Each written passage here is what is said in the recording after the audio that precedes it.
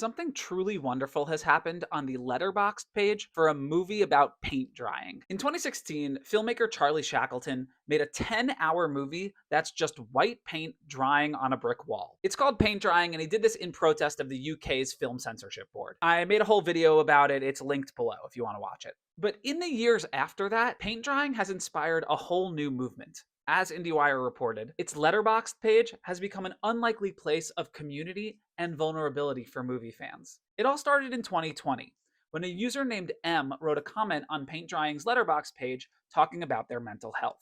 I was doing so good about watching new movies for a couple weeks. Now I'm having a hard time even getting through rewatches.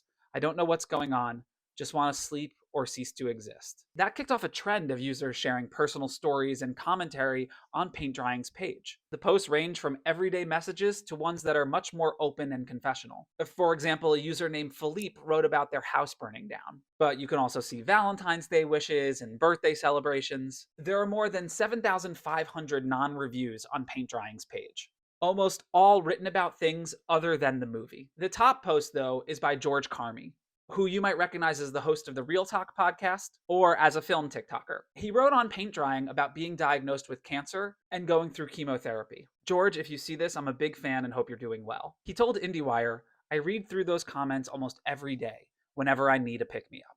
Shackleton himself, the guy who made Paint Drying, he said he was overwhelmed by what's happened, calling it an unlikely second act for his project. Anyway, I too was really struck by this story and kind of amazed how organic kindness and community driven things like this can still happen on the internet in the 2020s.